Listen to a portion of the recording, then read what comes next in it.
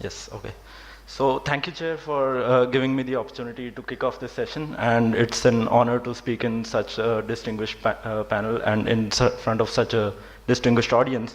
So first of all, I'm here to speak about the why of policy regulatory uncertainty and why is policy regulatory uncertainty, the presence of policy regulatory uncertainty, antithetical to sustainable development. And with this overarching objective through this paper, we tried to review a recent strain of literature which analyzes the interrelationship between PRU, or policy regulatory uncertainty, and investment. And by identification of these linkages, the intention of this paper is to set the context for more deliberations and stimulate more discussions on the underlying issues.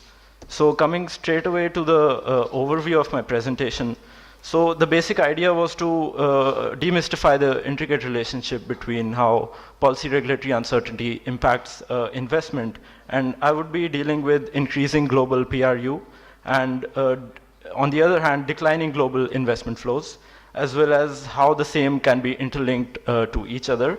And through this, I'll try to end with a way forward and more issues for deliberation.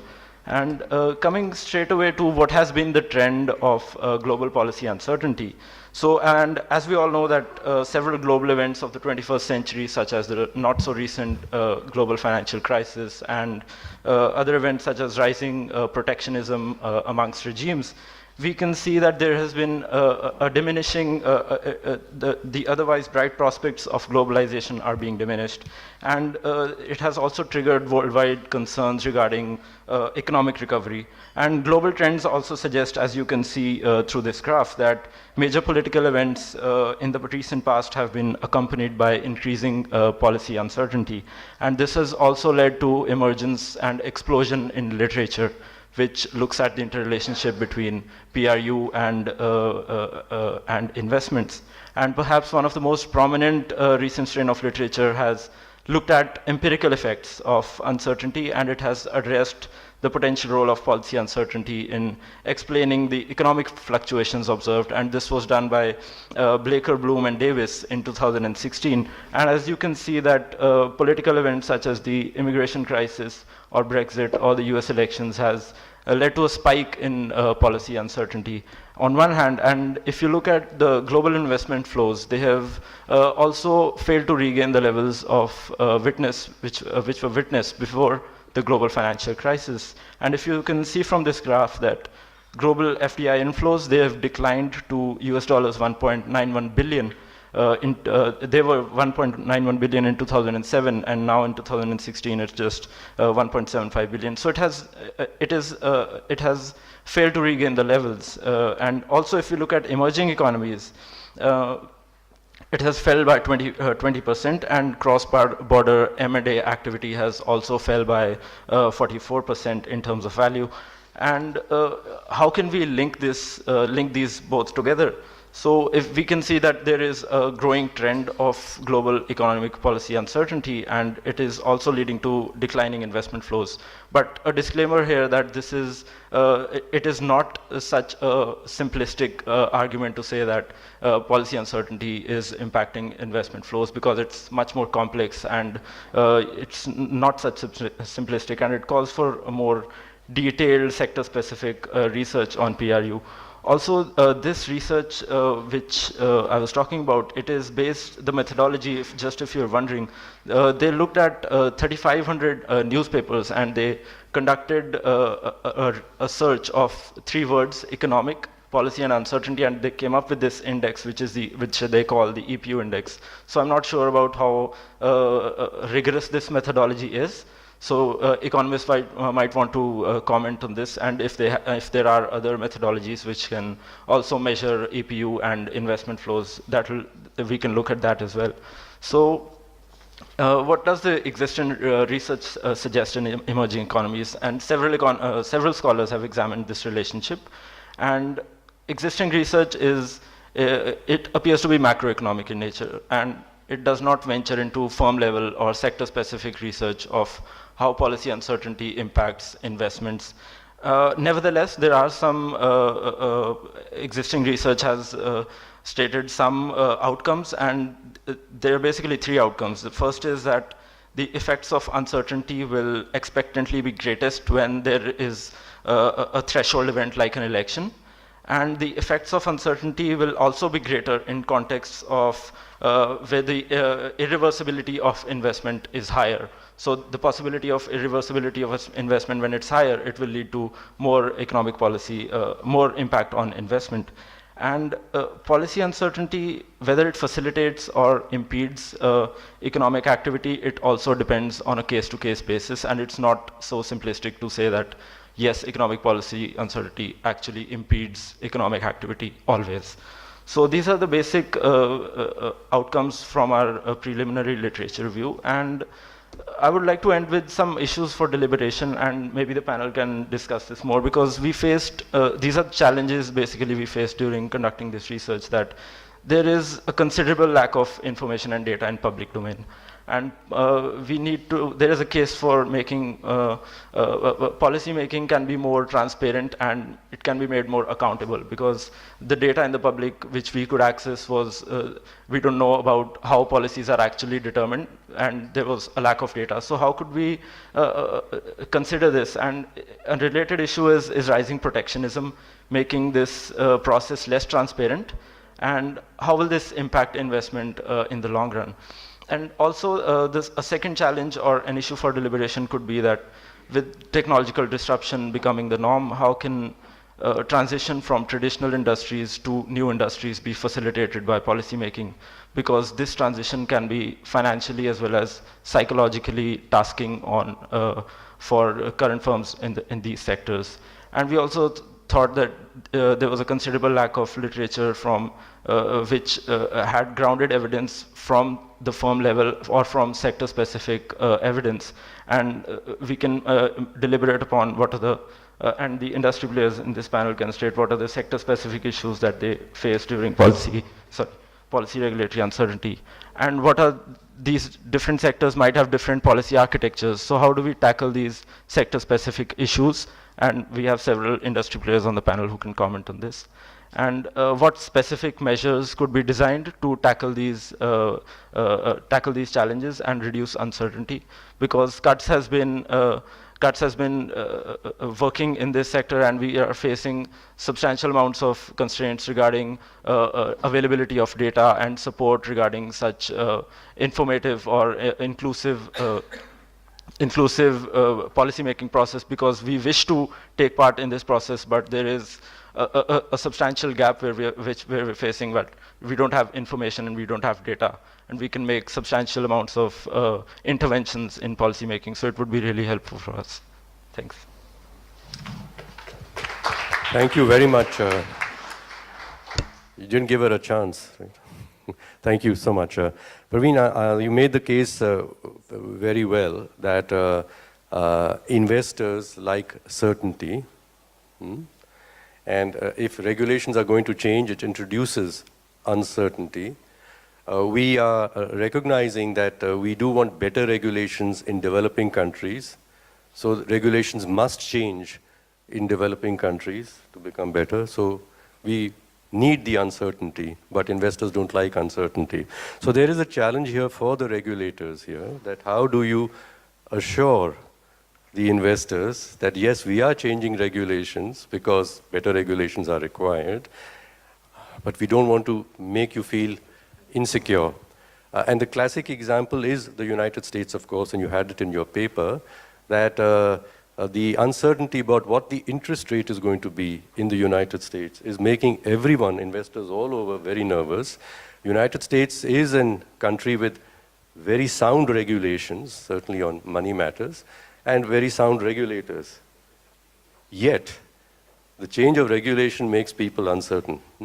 So we, in our countries, have the double whammy that we have to change the regulations, we must, and we've got to build up the regulatory capacity also. Our regulators have a far more difficult job to do than regulators in the developed countries have. So it is an intellectual question about, can we really get a transport of how they regulate as a good idea about how we should regulate, or actually know we need to know how to redesign regulations while we are applying the present regulations also. So that's the challenge for us, and I am hoping that, you did request the panel, and we're putting it after his comment, taking advantage of his time. This is not a discussion about sector-specific issues. We don't wish to discuss, I would say, the regulations. We want to discuss the ability of regulation and the regulators to make regulation happen. So I would urge the people to come, and you've got a few minutes to prepare yourself. I would suggest that we do not debate what would be the best regulations, for example, for telecom, but what would be the nature of capacity required to produce better regulations for telecom. Thank you.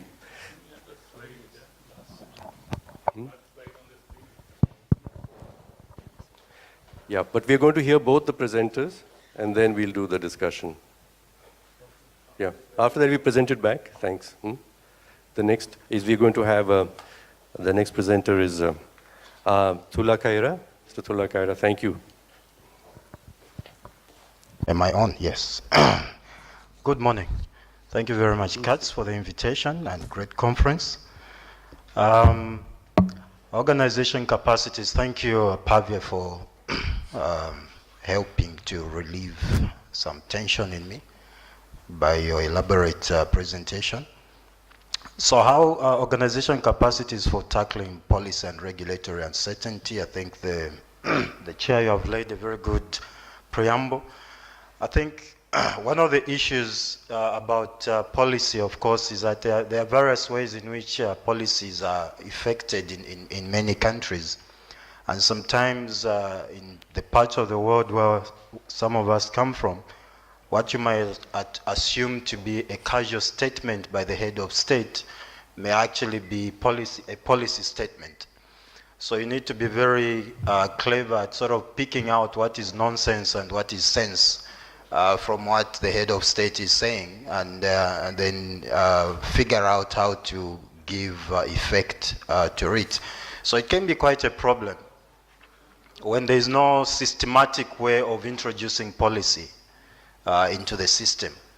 And somehow public servants or those who preside over regulatory authorities have to figure out the direction that they should take to implement what has been said either in the State of the Nation address or some political rally at some sports or a press conference. And so of course that becomes a challenge in terms of ownership, coordination, as well as accountability, and that of course effectively has an effect on the organization's capacity to implement policy, especially for regulators who are established by law, and you have the objectives of the law espoused either in the act, the legislation, or otherwise through an explicit policy. So of course I'll not bore you with these micro shifts in Zambia, but just to mention that we have a national competition policy that is there, but nobody talks about it. I doubt if you ask the average person in government whether this exists, whether they would say, they would actually be aware of it. And of course there are reasons for that. We have a competition law and policy in place.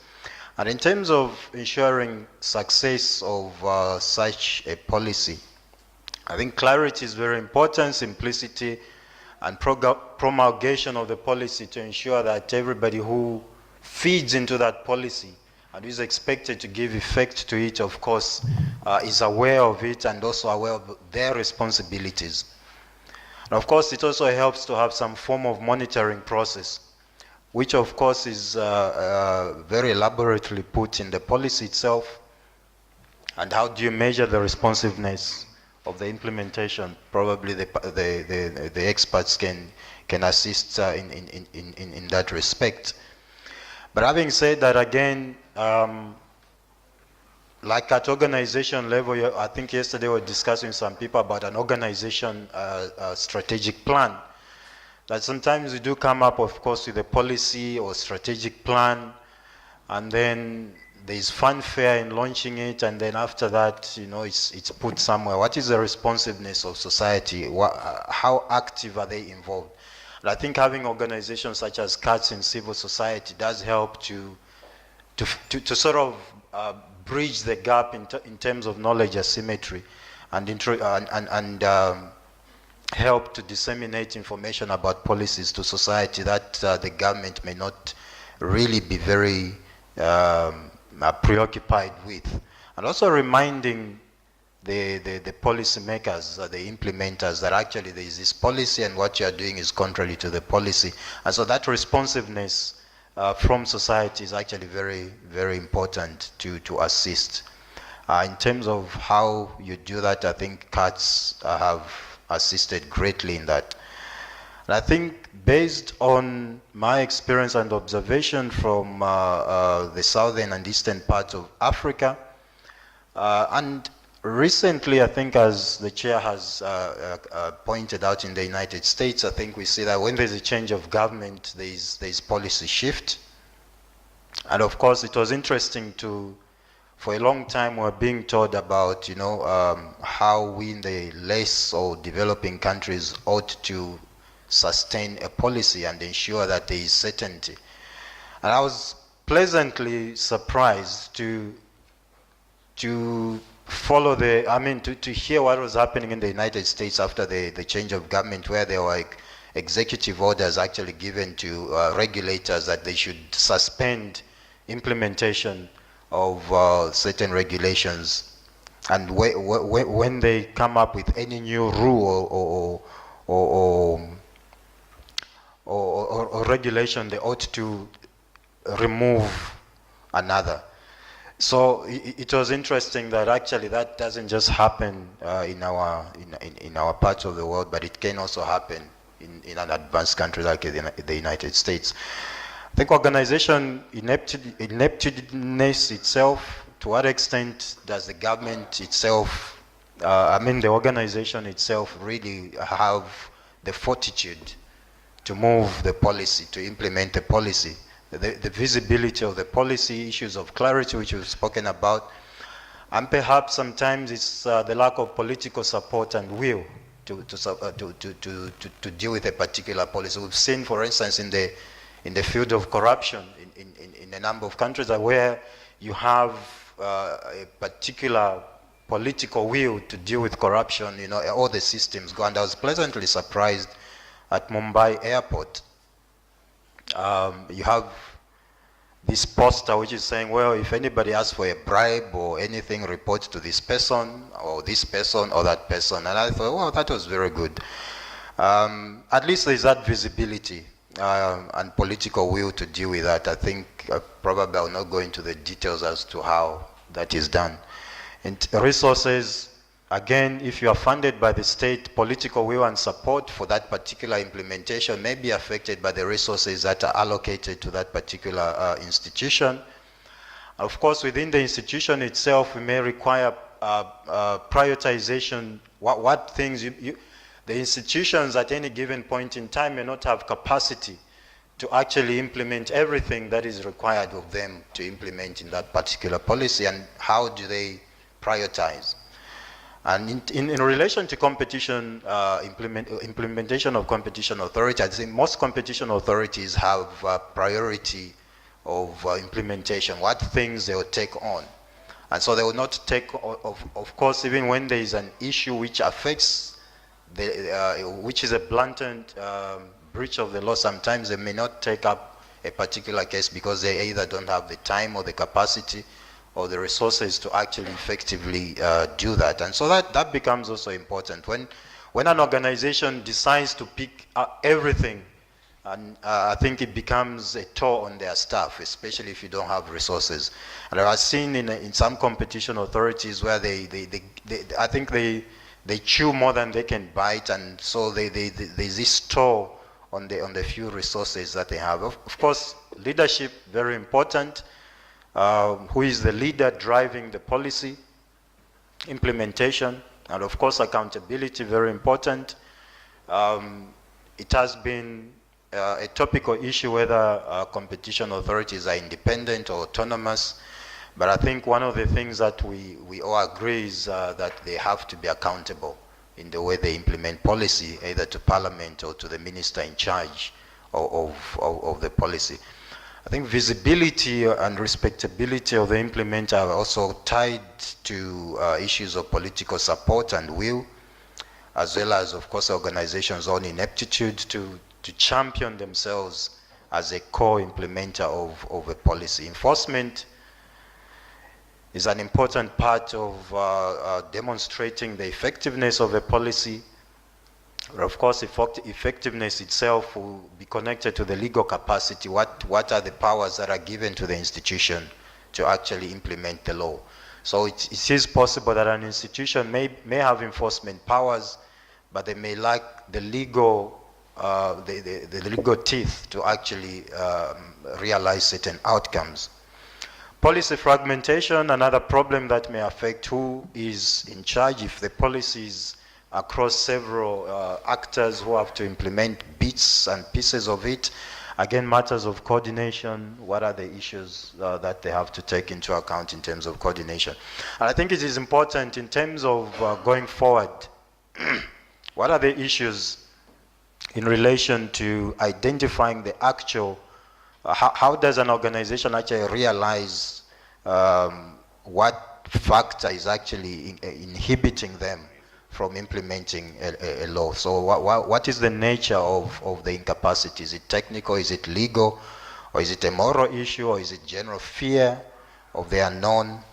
Of course, political considerations, historical considerations that may be involved. Otherwise, I think there is effectively a need to have a system of monitoring and making policy accountable, and of course equipping organizations to implement that particular policy. And that equipment itself may come in several forms that we hope. I think my colleague Pavia did raise a number of issues that I also endorse in terms of how, what kind of questions come into place to ensure that there is effective policy implementation and capacitation. Thank you. Thank you very much. Thank you very much. What I picked up 2 points. Implementation, and you mentioned on a very good slide to begin with that you need clarity and simplicity in the policy, but it's very important to have political support and responsiveness of society so that you can have implementation. So I'm still thinking about the orchestra conductor and getting the engagement of stakeholders. Competition, you've introduced the term strongly, and that's good. What we are saying is, I think, that it's not free competition, but fair competition, and therefore the need for regulation of the competition itself. And once again, political support and will and society responsiveness to the norms of fairness that we want to have in the regulation. Now we're going to come to our eminent panel, and I'm thinking of sort of mixing it up and not going left views or right views, and start with you, Vijay. He already was trying to sneak out a bit when you were speaking, Mr. Thoila, and you were bang on time. He was saying, I think we can allow people an extra minute, but you are not getting an extra minute. Thank you. Let me get back to Arun by saying that we're both old gas bags, so please stay with us. Be sympathetic. I wanted to just clarify. I just wanted to clarify that my comments are essentially in response to Mr. Goman's paper. That was my brief.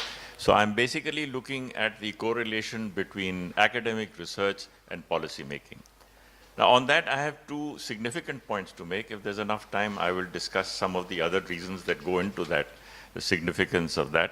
The first and the most important point that we must recognize is that change is a fact of life.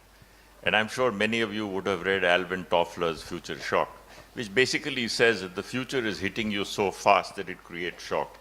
And I can assure you that most policymakers around the world are suffering from future shock.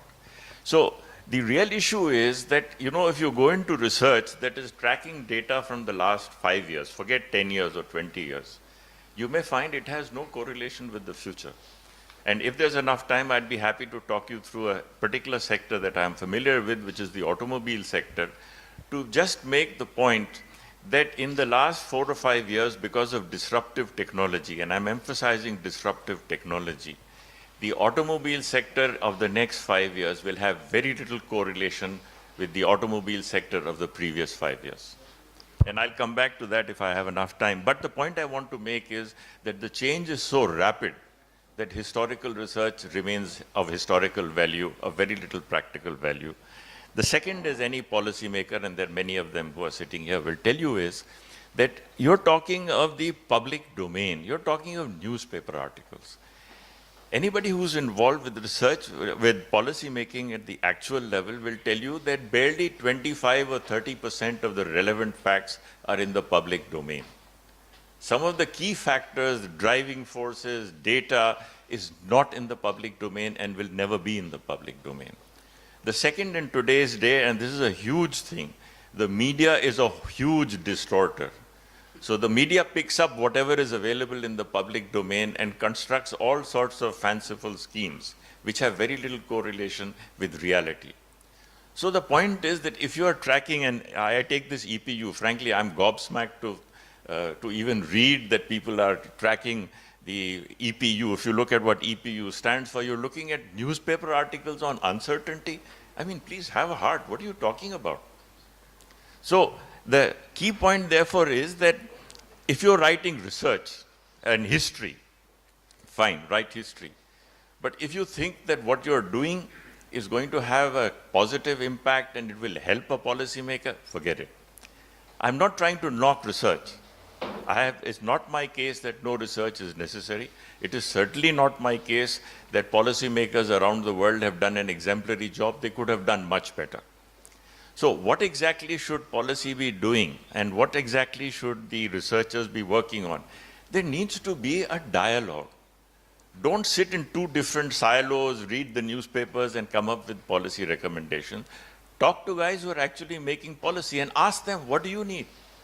And going back to the automobile sector, let me give you an example of what I mean. You know, going forward, there are huge disruptive technologies working in the automobile sector. Diesel engines in the long-term future is more or less dead. You're going to get electrics, you're going to get hybrids, you may even get fuel cells.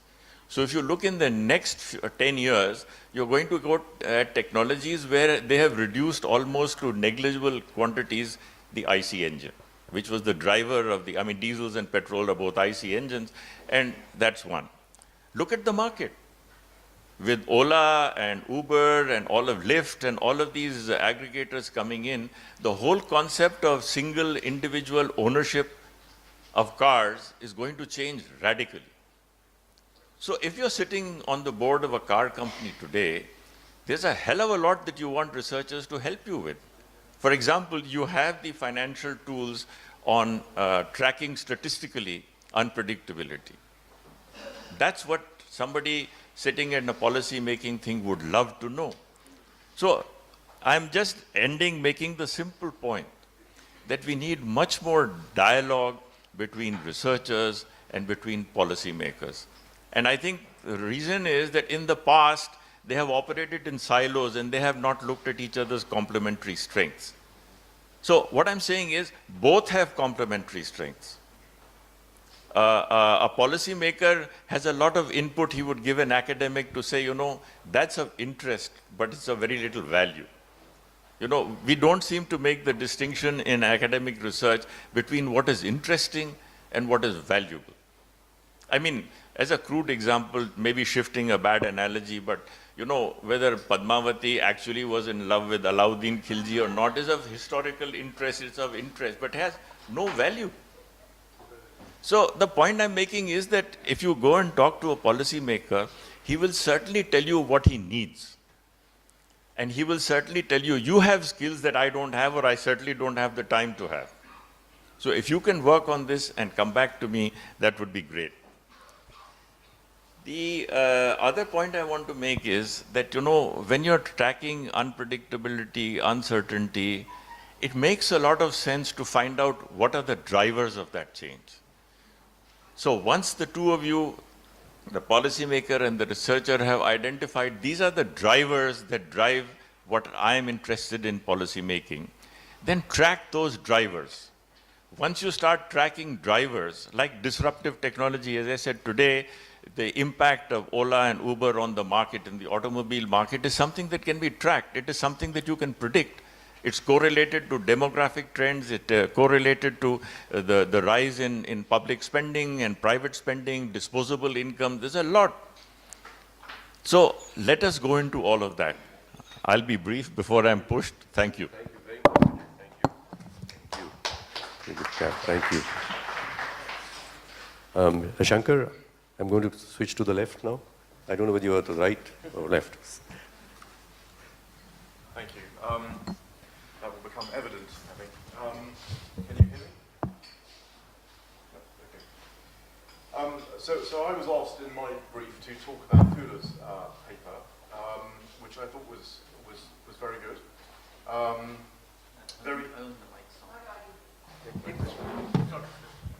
Sorry, that's better. I was asked in my brief to look at Thula's paper, and I thought it was very interesting in terms of competition and capacity building and architecture of competition. I thought you also covered the Zambian sugar example in your paper, where you talked about the regulatory structure internally within Zambia and the effect of that on trade and the interaction with trade policy was very important. That was a good example of anti-competitive regulatory structure inside a country having an effect and preventing consumers from benefiting from liberalization, basically, in that sector.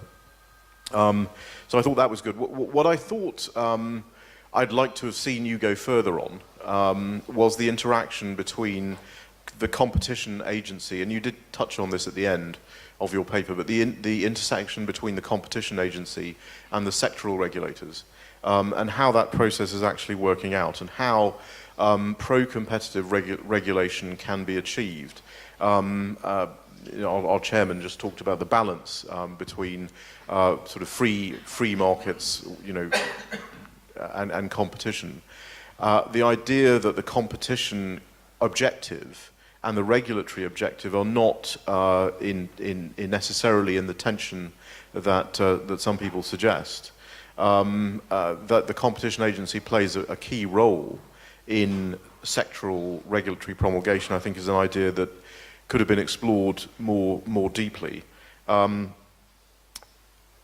The OECD, we heard yesterday, has done a lot of work on competition assessments, on regulatory impact assessments, ensuring that regulation, whilst trying to achieve a particular regulatory goal, is also done in a way that damages trade as little as possible, and damages competition and damages market competition as little as possible, consistent with that regulatory goal. Now that's an easy thing for me to say. It's a very difficult thing for regulators in practice to do, and that's why I think would have liked to have seen a real, more deep analysis of that.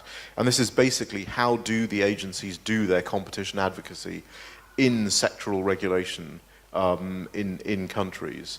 And I would say that if you look back on the last 20 years, we've been talking about this issue now for at least 20 years, if not longer, as competition agencies have taken shape around the world. And I would suggest that we've actually made very little progress on this in real terms. So we've done great work, and some agencies have been very much at the forefront of this. The UK's now Competition Markets Authority, CMA, what used to be the OFT, has done tremendous analyses of sectors. But even when the financial crisis occurred, and John Fingleton of the OFT made a number of statements about why anti-competitive financial services regulation should be avoided, specifically talking about things like rules in capital adequacy and so forth, he was completely ignored. Completely ignored.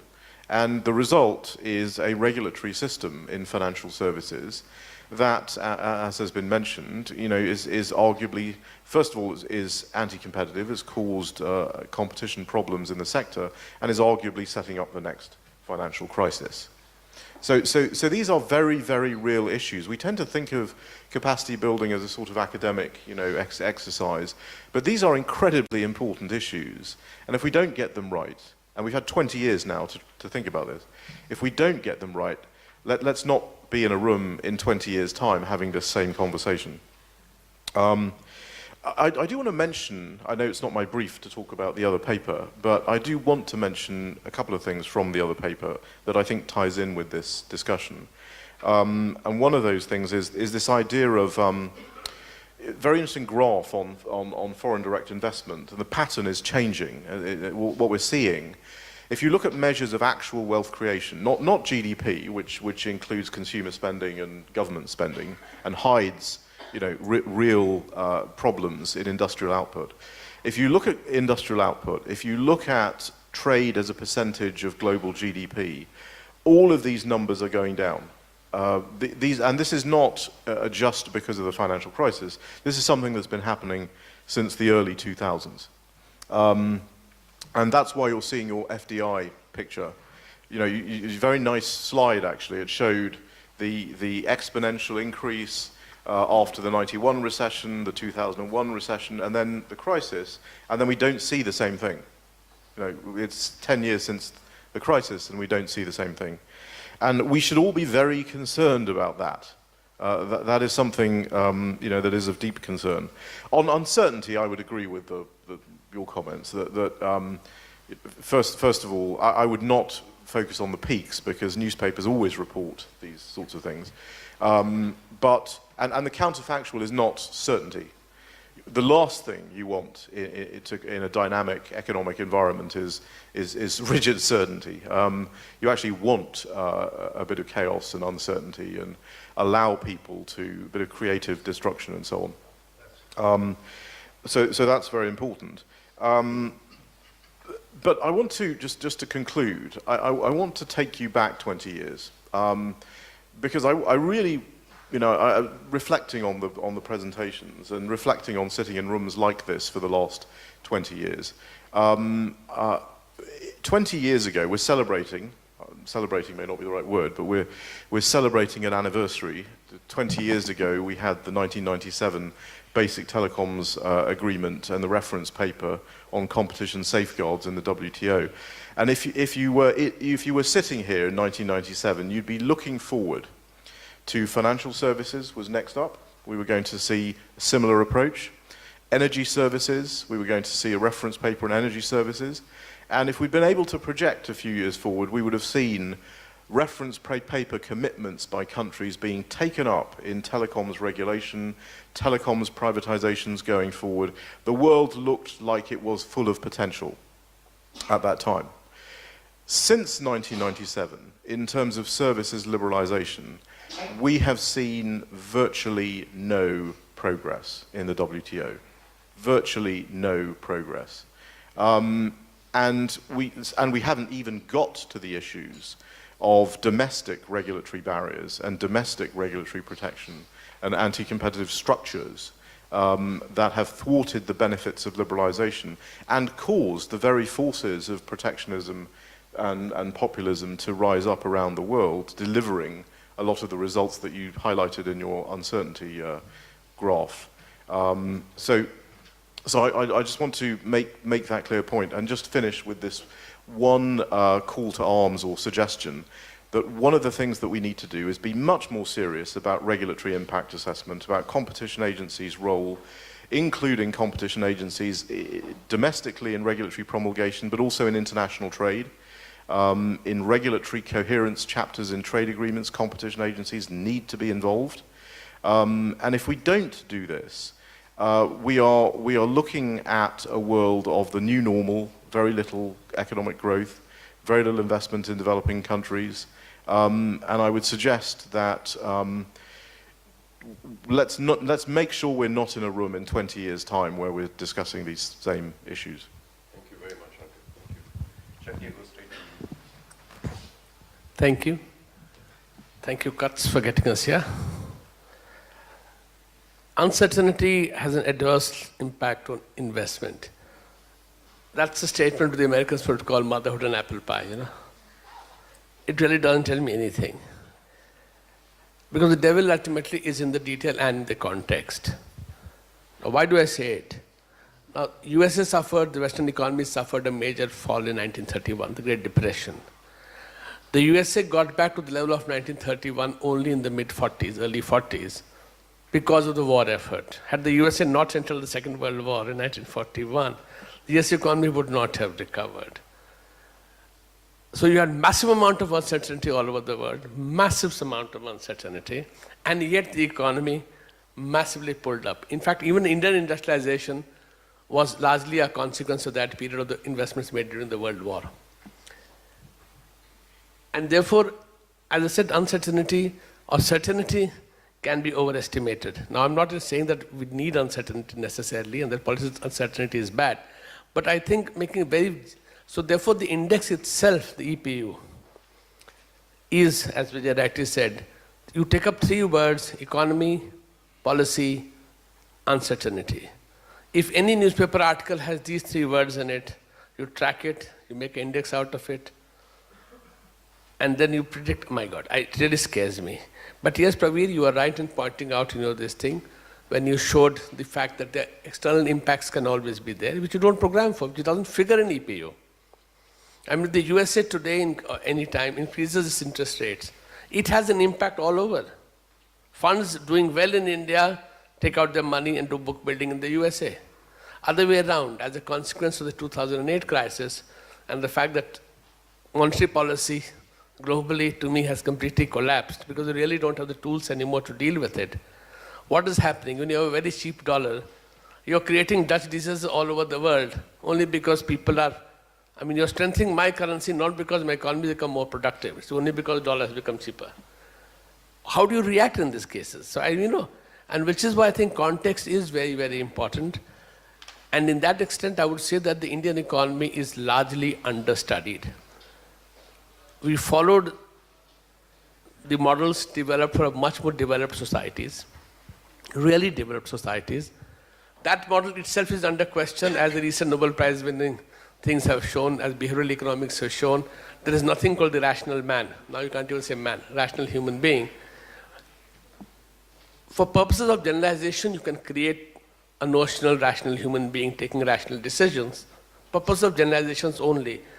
But to then think that that generalization exists in real life and make policy based on that has now proved to be really short-sighted, has proved to be really imperfect. And which is why when we do the same thing, and if you have very good empirical evidence now that last few years, at a time when the wholesale price index, WPI, successive quarters has been falling, interest rates have been rising. Not just in real terms, which people don't track, but in nominal terms and real terms both. You can see a complete divergence happening. Global commodity prices collapse, inflation in India collapses, even the retail inflation collapses, and the regulator thinks it's because of my policy of high interest rates. You are really running into a situation where the gap between the real world and the policy has diverged very, very substantially. And that, therefore, I think much more work has to be done, and Praveen, you're right, we don't do enough work, particularly at the firm level and at the sectoral level. We really don't do enough work in India on these things. Macroeconomics, unfortunately, has tended to assume that statistics works everywhere. Now, when I'm working out the real REER, real effective exchange rate, that is something mathematically you can work out. But when you use that in the world of macro, then you're running into trouble, and which is what policymakers today are really in a situation where they have no tools available. You are hitting a stage where you're having negative nominal interest rates. What else do you want to do? And yet the bubbles are building up and investment is not happening. And therefore, I think you rightly pointed out, we had Alvin Toffler, before that we have Aldous Huxley, Brave New World. We were so worried about the disruptive technologies coming to our lives all this while, and seeing it never came, that when it actually came, we ignored the science completely. We have completely ignored the science of how this, and Mr. Rahman, it is disruptive because the printing press took 300 years to be really effective. Electricity, good for industrial use. People said, why do I want electric light in my home? It took electricity 50, 60 years in the West to get into the houses. Personal computers taken 30, 40 years. What is happening today is so much faster that we really don't know how to cope with this kind of change happening, where you are reaching the levels of productivity at 10% of the workforce. But the fact that these people at age 40, 45, 50 are now re-employable for the rest of their lives. That the real challenge, the real people worried about Uber should not be the black and yellow taxis, but be worried about Mr. Vijay Mathur's former employer, Maruti. That is the real threat, you know. And yet our policymakers, our regulators including, have absolutely no idea how to cope with this. So we worry about surge pricing. I'm not saying it's wrong. I'm merely saying that we are really coping in the dark. Yesterday I saw a long article saying where airlines should be prohibited from having more than one fare in the whole economy class. If you want to make money, have business class. That's not how airlines market their tickets. A bucket system of pricing which is done. So regulators are completely today, and policymakers, fighting the battles of yesterday. Oyo, Airbnb, how do you regulate them? They don't own a single piece of hotel. And yet they're the largest suppliers of hotel rooms in the world. So I mean, that is the kind of thing that we really need to work on. Otherwise, and as I tell everybody, and I meet a lot of young people, that a cell phone today has replaced calendars, watches, it has replaced my travel agent, it has replaced my diary and my secretary, because I do, thanks to Google, which knows more about me than I myself, my programs, Google has already told me that you have a flight at 7:30 in the evening. It has replaced 15 different devices. And of course, you use the phones to occasionally make a call also, right? But it has displaced the personal computer completely. I very rarely, I carry an iPad, I wonder why I carry it, because I do all my mails on my phone itself. I mean, this is the kind of changes happening, which is why it is so disruptive, and we are yesterday's people. Thank you. We're going to move to my left again. Pranav, I was going to call Raju out. Jumping too far to the left. Pranav, thank you.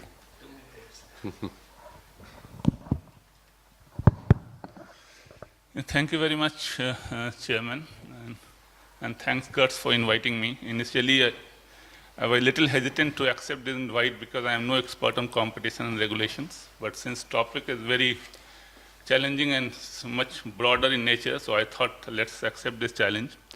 And whatever little experience I have of working with industry, for industry, and also with the Government of India on several issues ranging from trade and international policy, I thought let me share my experience. Let me pick up some of the points which Mr. Mathur mentioned and Chairman you have mentioned, and also I've been asked to make comments on the first presenter, that is the policy uncertainty that results in investment, negative impact on investment flow. You have rightly mentioned about that the need of a dialogue, and dialogue with the stakeholder, dialogue with the policymakers, stakeholders, and the academicians. And that is, of course, that results in more informed debate, and then you come to the real conclusion and find the right kind of regulatory policies requirements which are needed to drive the policy objectives. But one very important point which I would like to flag here, that dialogue among the policymakers, different departments, that is also important, and that we have noticed very badly while my interaction with the Government of India, different departments, the DIPP, Department of Commerce, Finance, MEA, and all. So that is very, very important. And here I would like to bring the focus on trade policy particularly. Since I am a trade policy person, I have been doing trade policy for last more than 2 decades. And you are all aware about this Make in India initiative, which of course is a very ambitious flagship program that we are all aware. And of course, opinions are divided whether this is working to the benefit of investment flow or not. That of course, jury is still out. Still we have a time to draw any firm conclusion.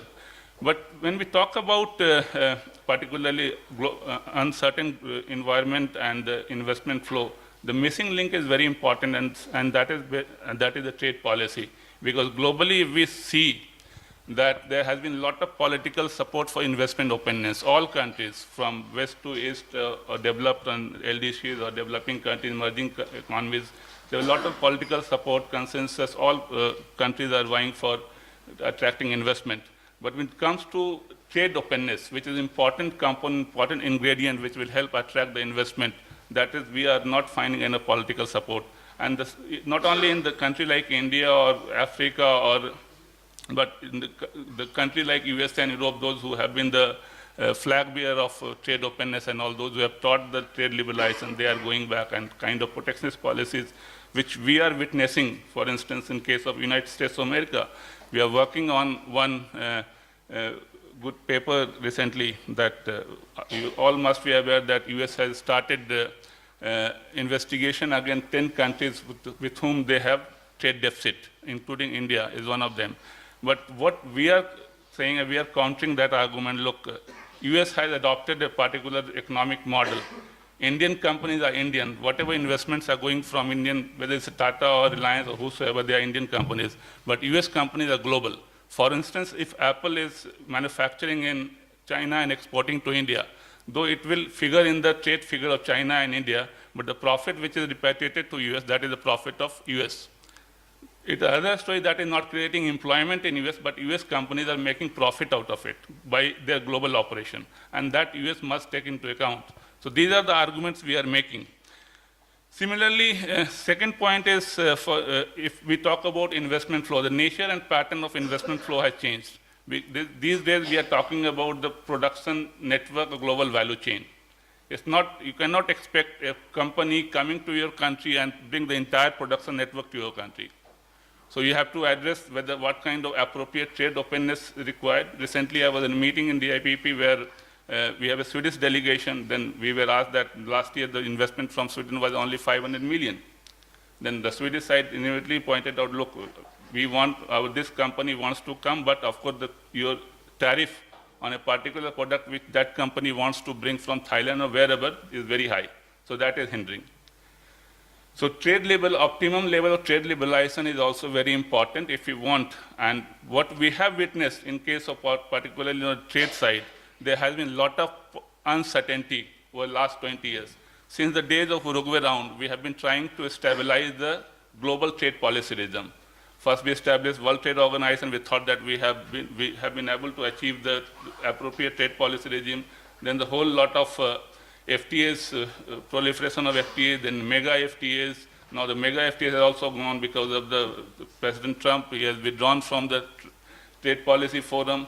So there has been a lot of confusion in the mind of stakeholders, industry particularly, that 5 years down the line, we don't know what kind of trade policy regime we are going to face. Even on the visa and immigration issues, all those Indian companies, TCS, Infosys, Wipro, they are all saying, we have no problem. You raise the visa fee, you make it stricter, but at least stick to that for 5 years, 10 years. We will adjust to that. But that is not happening. So every day we come to hear that, okay, this change is happening, this change is proposed, some political noises. So that is giving very unstable and very negative signal to the investors. Last point I would like to mention about, since some reference has come to in your paper about Africa also, and most of the African countries are very small. So even though very good business climate, for instance, a country like Rwanda, in terms of ease of doing business, they fare very highly, in the top 50 or so. But it is very important for the market, regional market integration. For instance, if Rwanda wants Tata Motors to invest and set up an assembly plant of commercial vehicle, in a country like Rwanda, only 500 commercial vehicles are sold. So that doesn't suit the economies of scale. If Rwanda, a country like Rwanda is integrated regionally, 5 or 6 countries, then the companies can access the regional market. So regional market integration is very important, and that applies to South Asia also. Many of the South Asian countries are small. If a country like Nepal, Bangladesh, or Sri Lanka very well integrated into the Indian market, then of course the kind of economic impact and the investment flow, it will be huge. So these are some points which I would like to mention, and I'll come back again. Thank you very much.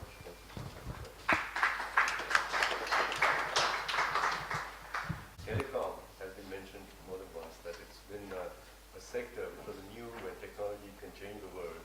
And yes, openness is required, but regulation is required. As he's pointing out, what have we learned? Thank you, Mr. Chairman. And I also thank Kutch for inviting me. First, I will limit myself to the remit of reviewing this paper of Tula Khaira, as well as adding a few of its application in the Indian context, and time permitting, I'll also turn to the telecom regulatory issues. First, I want to start from the chairman's music metaphor. In Carnatic music, there is a fourth genre called Ragam Tanam Pallavi, where the musician breaks all rules and plays on his own. With respect to time, I must have that kind of indulgence. Secondly, I am also reminded of the saying in my son's school, which said, nec dextrosum, nec sinistrosum, neither turn to the left nor to the right. I am certainly not going to turn to the right. Okay. Coming to Mr. Tula Khaira's paper, he has articulated well the list of things to be kept in mind for dealing with policy and regulatory uncertainty. The exogenous factors for failure to build a robust regulatory system have been the change of governments on the one hand and the policy reversals from pro-market to state control and vice versa, as he has eminently pointed out. The paper has, of course, conceptual clarity, but instead of dealing with what should we, as the paper has done, I wish he had also gone into what they call the positive economics, and the reasons for the things in terms of what is, that would have given more insight.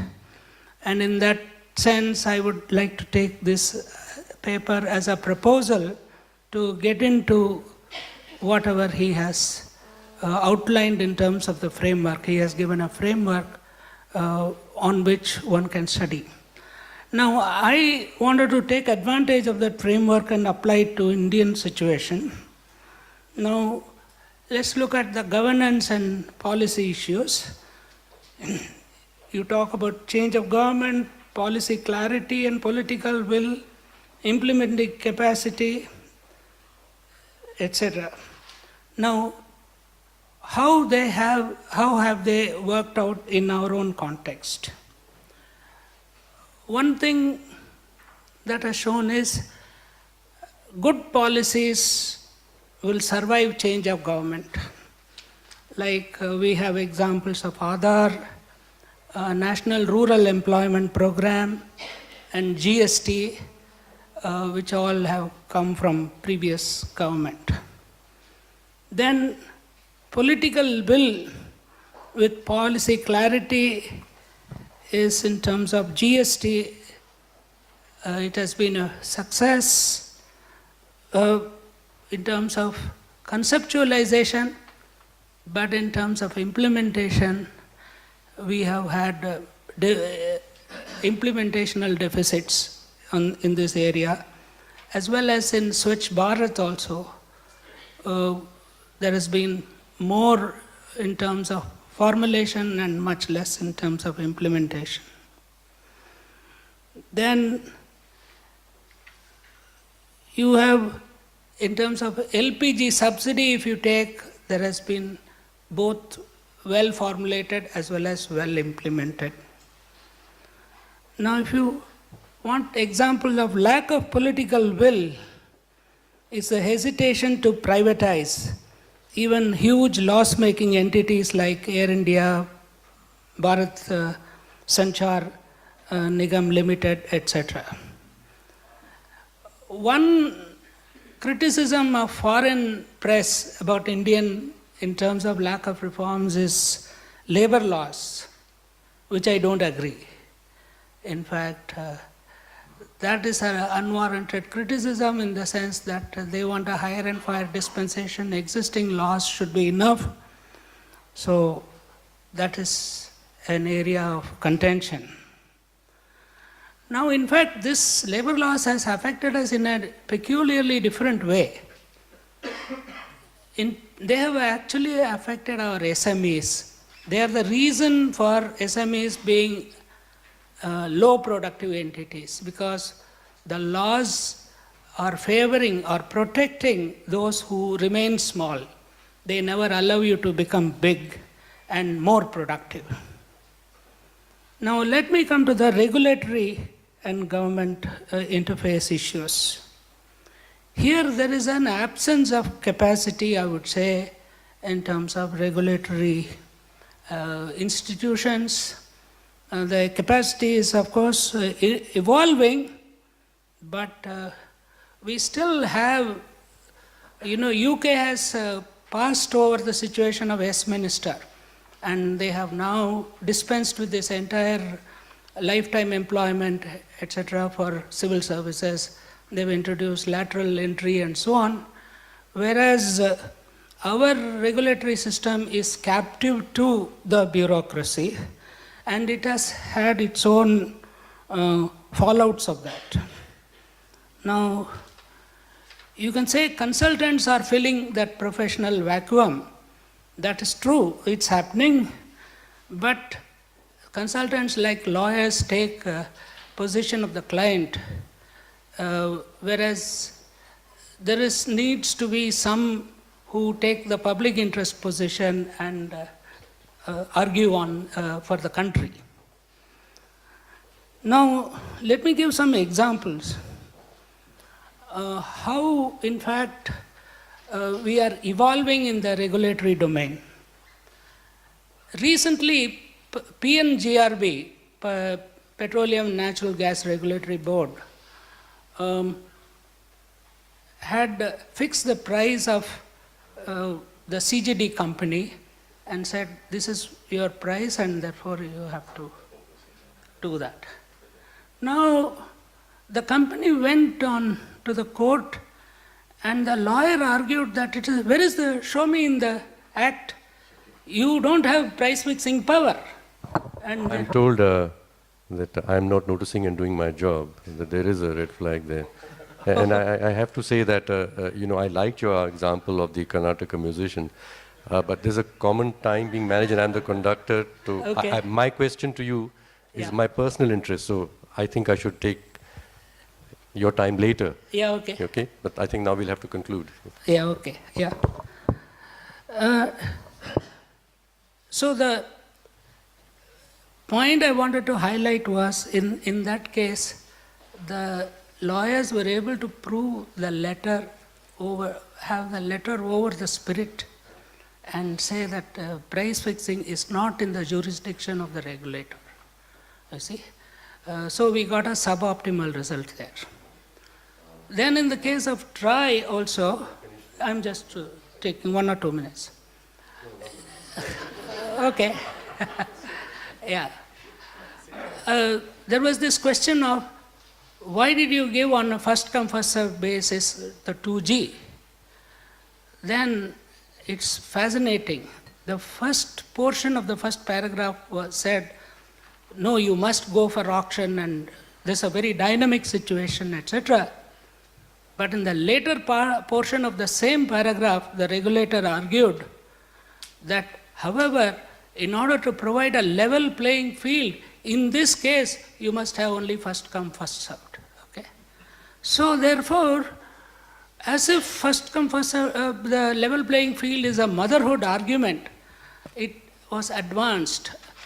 So what I am saying is, there are two, we know of capture of regulator by the regulated. That's fairly well documented. But here is a second type of capture of the regulator to the person who appointed them, or the entity who appointed them, and sing the song according to their script. Thank you. Thank you. I think you did even answer my question, which is what has happened in the telecom sector, can we learn something for general thing? I think people with vested interest do capture regulators. And so it's to be understood there's a power game going on, and those who have entrenched positions have the power to shape regulations which will keep on, yes, skewing for themselves. Thank you. And last, Raju, but not least. The time is the same. Sorry? The time is the same. Oh, I get 8 minutes? Okay. First of all, thank you to CUTS for inviting me and us, and it's an honor to share this stage with all of you. And let me thank the two paper presenters, and I'm asked to specifically talk about Mr. Tula Khera's paper. And it was a wonderful paper. All the issues raised by Mr. Khera in his paper are very valid and pretty serious, and I think he has done a great job of providing us with a roadmap in terms of how to avoid policy uncertainty and to ensure sufficient organizational capacity. And beyond that, and also not to go over my allotted time, I'm just going to jump into this as in my role as an academic and also an international political economist. And I really want to reconceptualize the problem here. And I think one of our assumptions here, and I don't think it's a very strong assumption, I think it's a very valid assumption that it's organizational incapacity that leads to the policy uncertainty. And I think that's kind of like the unwritten rule around, for this particular plenary. And then the question is, why do we have that situation of organizational incapacity? And I think this is where the reconceptualization comes in. And in this context, I think the organization is not really the government agency or anything like that. I think the organization is the society itself. So the way I see this is more as an organization, as a societal incapacity and how that affects the policy uncertainty. And I do see a big difference, or I do see a big mismatch between the societal capacity and societal aspirations or needs, if you will. And what's been happening since the early 1990s with the globalization and liberalization, pretty much all across the developing world, is that this mismatch or asymmetry has been just increasing over time. Both have been growing. Societal capacity and societal aspirations both have been growing, but the societal aspirations have been actually, and needs have been far outsurpassing the societal capacity. And so the question is, what can be done about it? If that is a major reason why we have policy uncertainty, what can be done about it? And here is where I would kind of draw my disagreement with Mr. Mathur, and I do have an analogy here, because for the most part, developing countries have been playing this catch-up, and we have been given. When I say we, I'm kind of in a split identity myself here. I live and work in the U.S., but I'm here now. I'm still an Indian, so I have a split personality. But when I say we in this context, I mean developing countries like India and Zambia, and I feel like we have not been given that much time, but that is beyond the question here. The question here is, and here's my analogy, we're trying to change the wheels of a car while it is running. And that's a dangerous proposition. And one of the ways in which we can make sure that we actually have that expertise is by, I'm going to say something that Mr. Mathur might not agree, is by investing more in a culture, a societal culture of both academic and non-academic research. The funny thing with academic and non-academic research, especially academic research, is that we don't know which ideas and research is going to succeed. But we have to throw our efforts at all of them. So again, this goes back to, and I was talking about this at breakfast this morning, that when I was a professor, business professor, and of course I'll not disclose the name of the business school, this is like 13 years ago, back in India here, I was told by the dean of my university, don't do research that does not lead to any money. And I was stunned by that, because here's a dean telling me don't do research that won't lead directly to money. And I was like, we don't know which one will lead to money. We have to do the research, and we have to create the capacity, so that when we have new policy requirements and needs come up, we are ready with the stuff, with skilled personnel, and more importantly, a society that is willing to accept those new things. Just to go back to what has been discussed here in the last hour and quarter, all of the names we mentioned are or references we made here by all of us panelists, and I'm saying at the risk of annoying some of my co-panelists here, are all Western names. We never mentioned an Indian name. All of the examples were from the United States. And here we are sitting and talking about a developing country problem, mostly. And so my argument is that we need to see this in a more fundamental manner, as a grounds up, and as Mr. Singham was talking about, we don't want to be sitting here 20 years from now and talking about the same issues. And one way to avoid that would be to invest in a societal approach that values and appreciates and invests in research, so that we create capacities. And that feeds into the organizational capacity as understood originally here. I know I reconceptualized it into societal capacity, but coming back to kind of completing that loop, it talks about it's about creating that capacity. And I think most developing countries actually suffer from that, and that feeds into the policy uncertainty which we are trying to avoid. And I do believe, and I thank Cuts for bringing this up as an important issue, do believe that policy uncertainty is a big deterrent, not just for investments, but also for any single individual to function. I think I'll close with that. Thanks.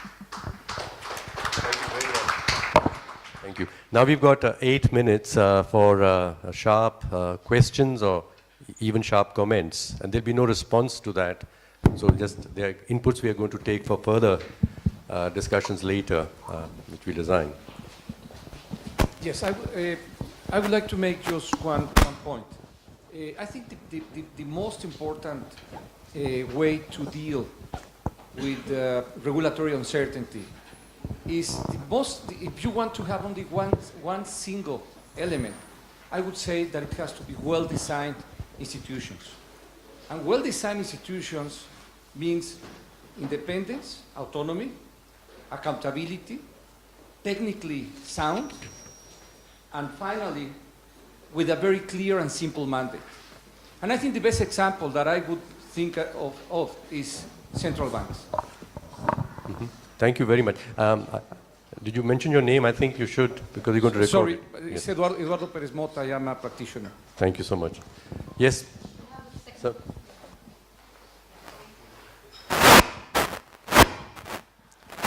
My name is K.K. Sharma. As a matter of fact, I will take from Mr. Ranganathan, Mr. Prakal, and Mr. Mehra himself what they said.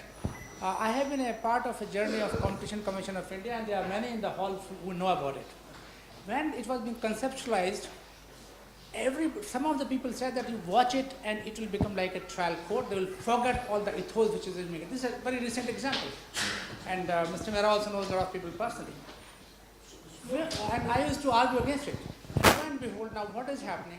And maybe because the people in the position entrench themselves, and then somebody said, where is the money? We'll do that research. It happens everywhere. It happens with NGOs. Now, unfortunately, 7 years down the line, it has actually become a trial court. What was intended is not happening at all. Whether Prakal's theory is happening or the people who are entrenched, they get landed there. Members saying, we may be misled, and they are an expert body. They are appointed because of expertise. Now they are calling all the parties. Everything has gone haywire. So, just 1 minute more, on 1 second. This morning I was reading an article on Aadhaar, 1935 they came up with SSN. And now because of that the society has become transparent. What is happening in India, it happened there in 1935. Do we have to wait that long? This is my question. Can our panel answer that? Thank you. Can you just pass the mic? Just behind you. Right here. Yeah. Thank you. In terms of regulatory uncertainty, we can talk about economic uncertainty. The regulator cannot do anything about that. But I've been involved in setting up competition authority and regulatory agency in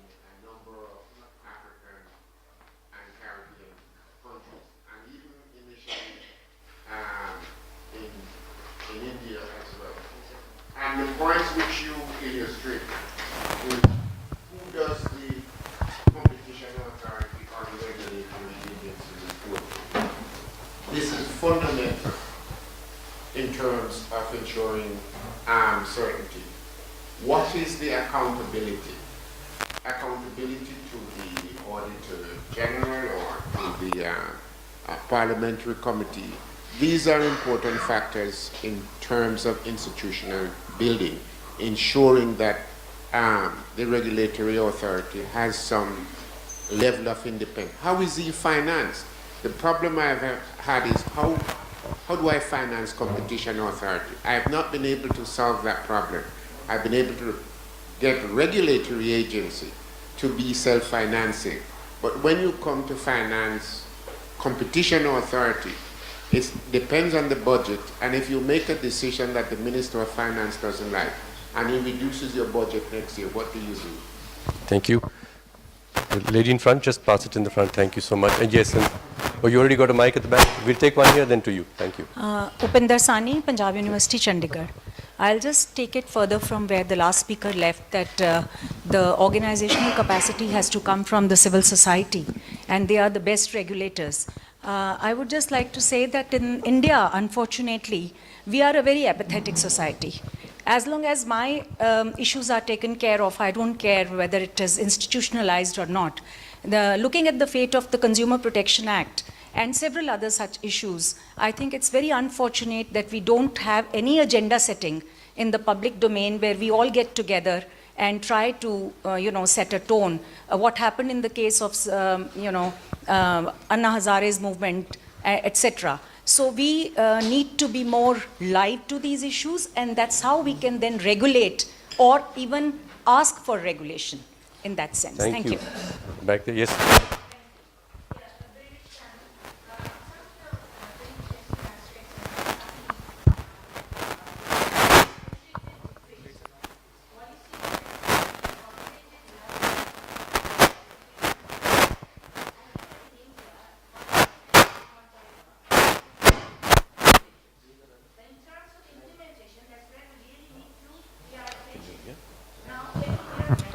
I can, he's a little older than me, he can't. So.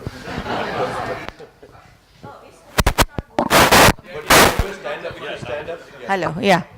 So what I was saying was that formulation and implementation needs to, implementation is a major aspect in India. For example, we have also discussed Manrega and Aadhaar, and we already overarchingly say that this is very successful because this has been going on for from the last government to the next government. But have we really done a lot of situation analysis to actually see how successful these are? That's very important. The other aspect that we mentioned, I think, is that there a lot of employment is gone because of our technology.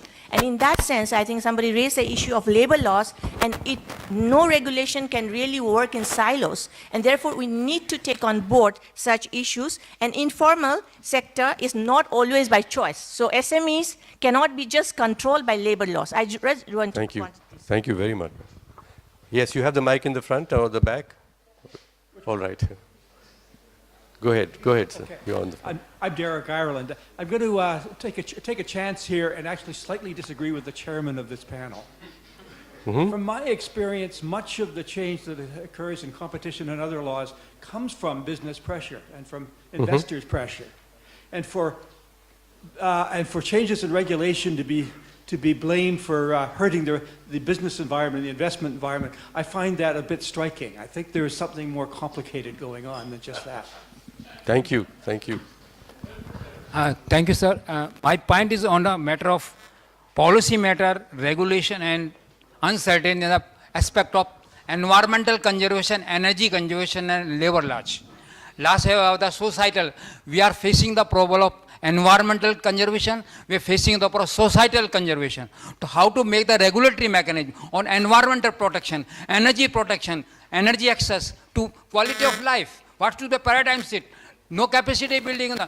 SMEs are there, labor law are there, but not implemented proper way in SMEs. That leads to the productivity of the SMEs. So there is a need of a urgency in the SME sector to proactive in the environmental conservation. Thank you. One last one, okay? Yes. May I? Yes, please. The last one. I'm Prasanna Srinivasan. Just an observation, really. There is a presumption in terms of a mindset that everything needs a rule and a regulator. Often, you know, on the mindset that says that I will give you a right to earn money or not earn money, or somebody needs a permit and so on and so forth.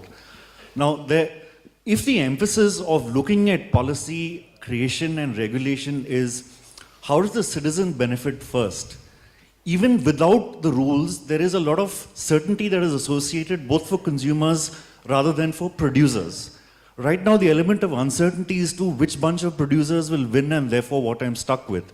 I think one of the panelists mentioned, for example, Ola and Uber and surge pricing.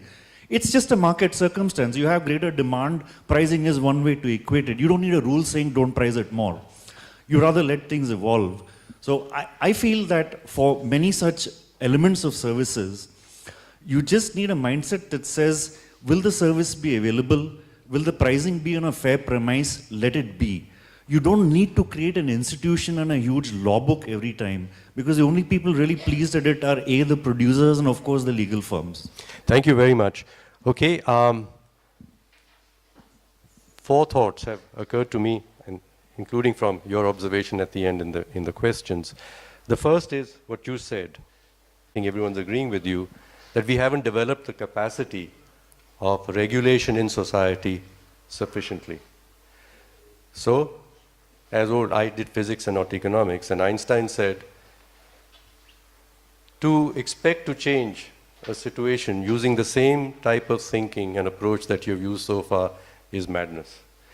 So I've heard some observations here, and Shakti, you said that regulators are fighting the battles of yesterday, and you had said, meeting with that researchers are working on the data of yesterday.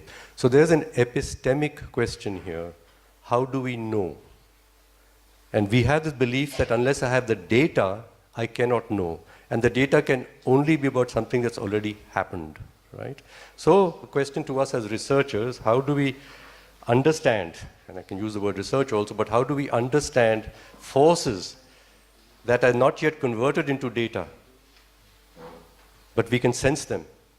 And what shape will society take, the economy take, as these forces play out? That is what, looking forward, we need to understand. And there are other epistemic methods of systems thinking and scenario building which enable us to understand the shapes of economies and societies that are likely to emerge before we have the data of what actually happened. So I would suggest that as for our consideration, and this would help certainly both researchers and policymakers going forward. We've talked a lot, and good, that it's about the implementation, and that is implementation is done, whether it's Swachh Bharat or anything, by society's actions. They accept, and this is how we shall regulate ourselves. That's the implementation. So the society needs to be engaged in, well, what are the issues and what would be solutions that you could accept, because the good to you feels better than the harm that will be temporarily caused. So the quality of the conversation is not barely to be the quality of conversation between researchers and policymakers, but a much larger set of stakeholders and society. And so I can imagine, I would say here just a picture, I don't have a slide, that we have policymakers and researchers, and we say that there is people and society, the 3 Ps, let's say public and private, if you want to call the researchers, as well as the people.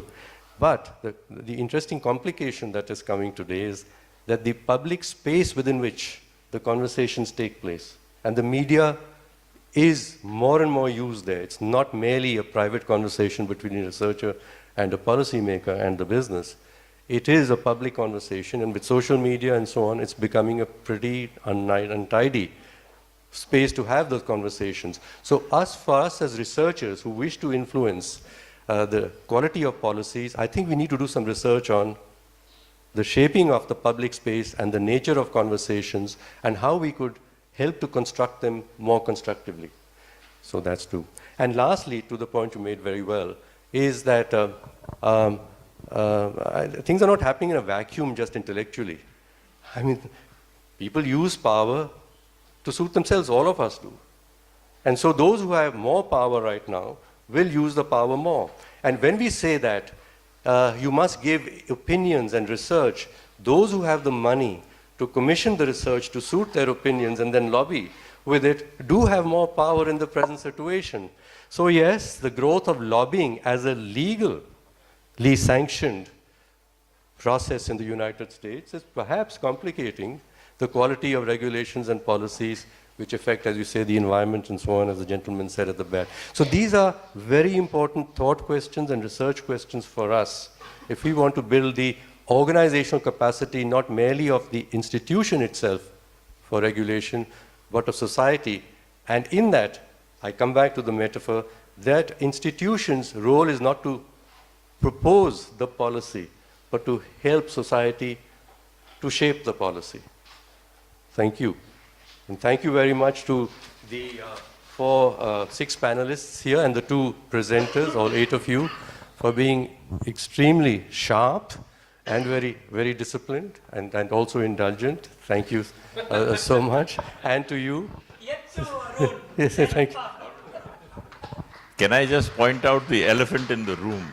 The one certainty that we all deal with at the policy making level is the attitude and approach of the political class. So until you can fix that, everything else becomes uncertain.